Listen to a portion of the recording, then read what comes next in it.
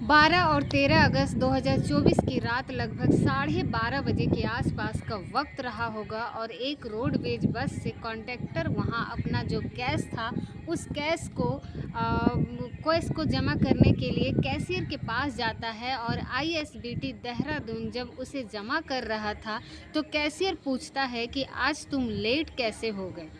तुम्हारी गाड़ी तो लगभग 10:30 बजे के आसपास आ जाती थी।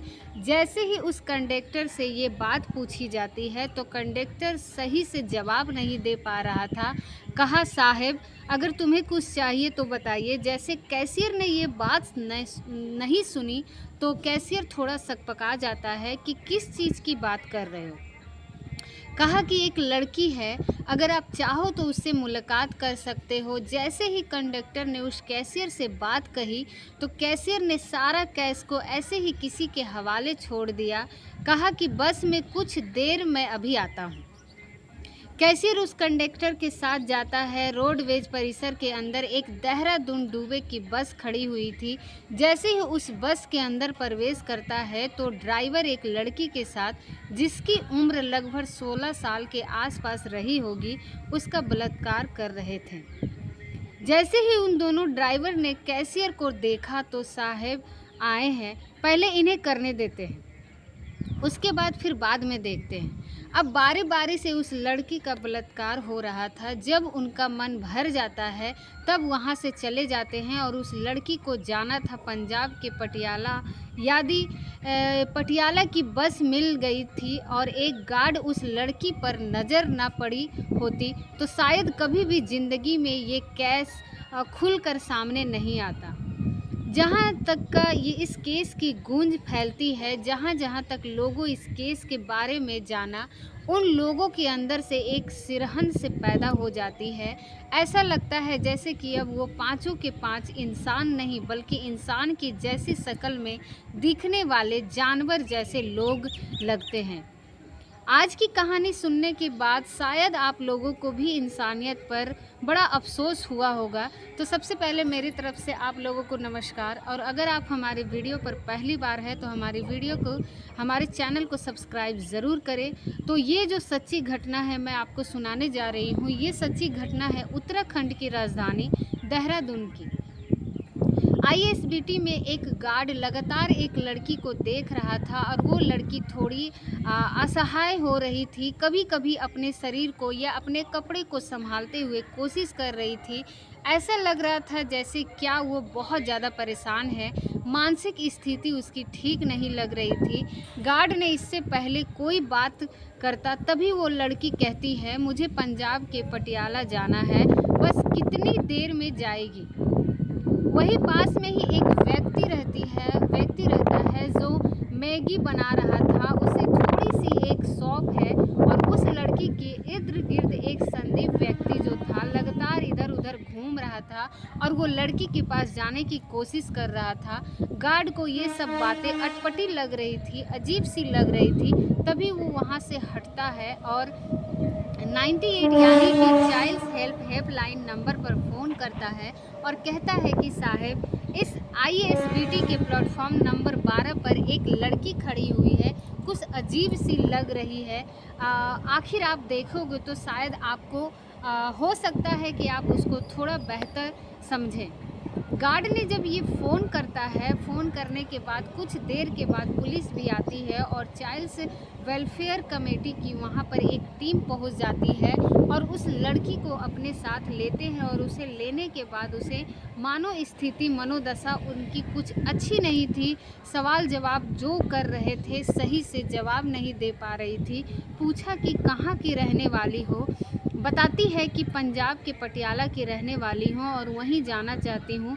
लड़की को भूख लगी थी, उसे खाना खिलाया जाता है, उससे बातचीत की, उसकी हालत कुछ अजीब सी भी लग रही थी।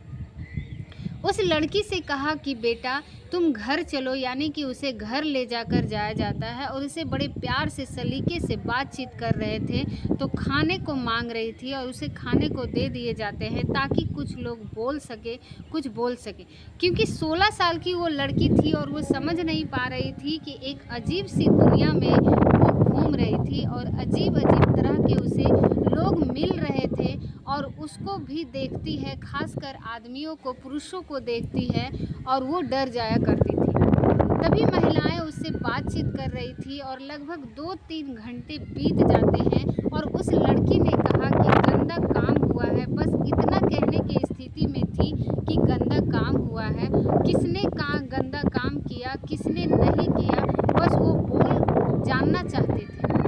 आखिरकार पुलिस ने उस तारीख में वापस जाते हैं, यानी कि 21 अगस्त 2024 की उस रात में, जिस रात में वो लड़की मिली थी, और IITBT देहरादून के उसे रोडवेज बस स्टैंड पर जिसने भी CCTV कैमरे लगे हुए थे, उस कैमरे को वो बारीकी से खंगाला जाता है, उसे देखा जाता है और उस व्यक्ति को, उस लड़की के इर्द-गिर्द घूम रहा था, उसे उस व्यक्ति के आसपास कहीं और भी दिखाई देता है। उस व्यक्ति का फ़ोटो निकलवाया जाता है और रोडवेज डिपो में जितने भी लोग काम कर रहे थे सबको फ़ोटो दिखाया जाता है। क्या तुमने इस व्यक्ति को देखा है?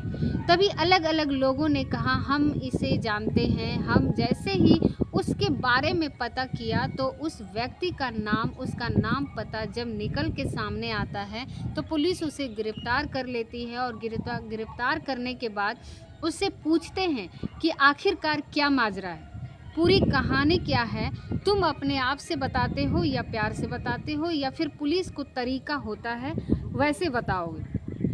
क्योंकि पुलिस ने जब उससे सख्ती से पूछताछ की तब उसने एक कहानी सुनाई, जिस कहानी को सुनने के बाद शायद आप लोगों को भी बहुत बुरा लगेगा और इंसानियत पे शायद भरोसा उठने की पूरी संभावना होगी। 12 अगस्त 2024 की ये बात है। शाम के लगभग 4 बजे के आसपास का वक्त था। दिल्ली की कश्मीरी गेट पर एक लड़की खड़ी हुई थी और कश्मीरी गेट पर लड़की खड़ी हुई थी और वो पूछ रही थी कि भैया मुझे पंजाब के पटियाला जाना है, वो कौन सी बस पकड़कर लूँ। अब उस ISBT पर सैकड़ों नहीं बल्कि बताते हैं कि हज़ारों बसें खड़ी रहती है और वो अलग अलग दिशाओं में जाती है। वो लड़की थोड़ा कंफ्यूज थी, परेशान थी, किस बस में वो जाके बैठे, किस व्यक्ति से पूछा जाता है। उसने कहा तुम परेशान मत हो, ये सामने जो बस खड़ी है इस बस में बैठ जाओ। अब दिल्ली से वो देहरादून के लिए चलने वाली थी और उस लड़की को उस बस में बैठा दिया जाता है। कोई किराया की मतलब फ़िक्र नहीं थी। आराम से उस लड़की से कहा जाता है कि जब भी तुम्हारा स्टेशन आएगा, जहाँ तुमको जाना चाहती हो, मैं तुमको आराम से वहाँ पे पहुँचा दूँगा, वहाँ उतर जाना। धीरे धीरे कर बस चलने लगती है और उस रात 10:30 बजे के आसपास उत्तराखंड की राजधानी देहरादून के जो मेन उसका बस स्टैंड है, ISBT वहाँ पर जाकर रुक जाती है और जब एक कर सवारी उतर जाती है तो वो लड़की अकेली थी और कंडक्टर और उस ड्राइवर को जो होते हैं उस लड़की के पास जाते हैं और कहते हैं कि तुम्हारा स्टेशन आ ही चुका है, बस एक बस और बदलनी है, थोड़ी देर की बात है, तुम थोड़ी देर हमारे साथ वक्त गुजार लो।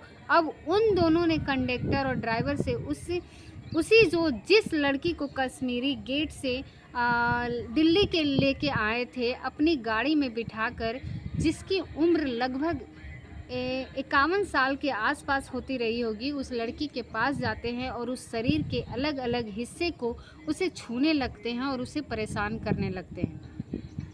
उसके तन के कपड़े उतारकर उसके साथ वो गंदा और घिनौना कृत्य करने लगते हैं। कंडक्टर ड्राइवर बारी बारी से ये सब काम कर रहे थे। उन्हीं के ठीक बराबर में एक और बस खड़ी हुई थी जो कि ऋषिकेश से दिल्ली के लिए रूट पर चलती थी।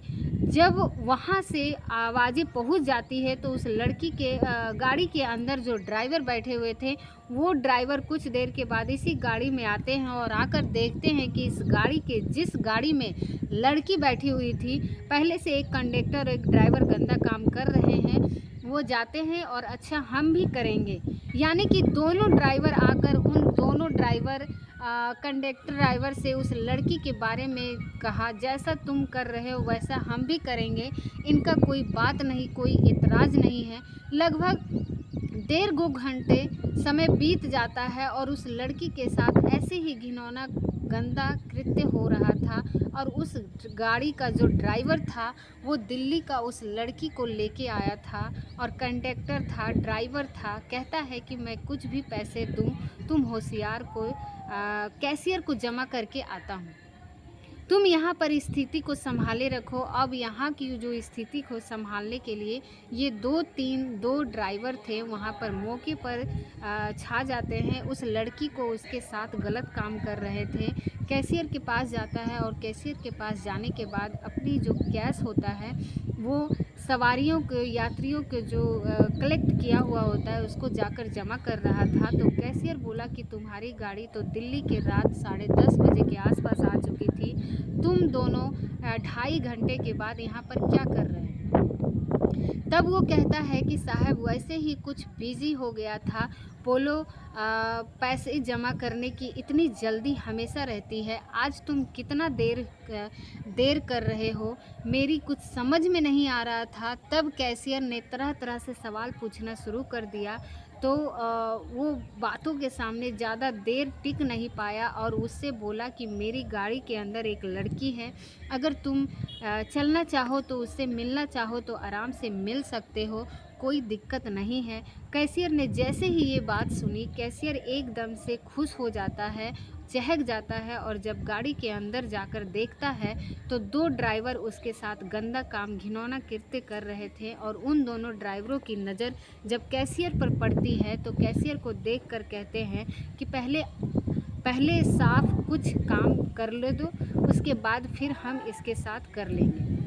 अब कैशियर ने भी उसके साथ घिनौना गंदा काम कृत्य किया, यानी कि पहले कंडक्टर, ड्राइवर और उसकी गाड़ी खड़ी हुई थी ऋषिकेश और दिल्ली के चलती है, उसमें से 2 ड्राइवर पहले से मौजूद थे और 5 में से आ जाता है। कैशियर पांचों मिलकर उस लड़की के साथ बारी बारी से सामूहिक बलात्कार कर रहे थे और जब लड़की वो चीखने और कोशिश कर रही थी, मचाने की कोशिश कर रही थी, तो उसे एक ही बात कही जाती थी कि तुम्हें पटियाला नहीं जाना चाहती हो, पटियाला जाओगी तो ये सब करना ही पड़ेगा। अब उस लड़की के समझ में नहीं आ रहा था कि उसके साथ क्या हो रहा है, क्योंकि उसकी मानो स्थिति अब ऐसी स्थिति में नहीं थी कि वो ठीक ठाक होती।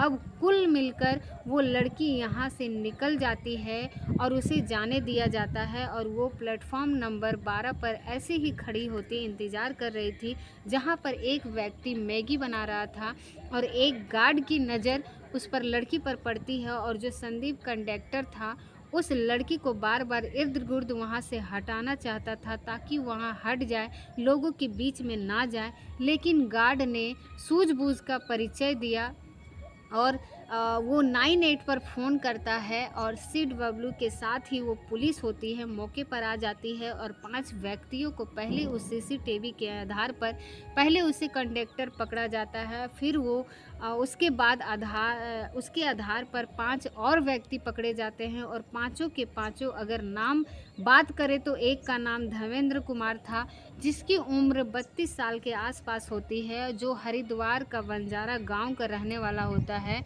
और वहाँ का रहने वाला होता है। साथ ही हरिद्वार के भावनापुर का रहने वाला देवेंद्र, जिसकी उम्र 57 साल के आसपास होती है, 52 साल के आसपास होती है, और एक उत्तर प्रदेश के फारुखबाद के नवादगंज का गांव सिला लगता है, वहाँ का रहने वाला रवि कुमार होता है। साथ ही हरिद्वार बंजारा के रहने वाला गांव का रहने वाला राजपाल, जिसकी उम्र 57 साल के आसपास होती है, और देहरादून के पटेल नगर का रहने वाला राजेश कुमार होता है।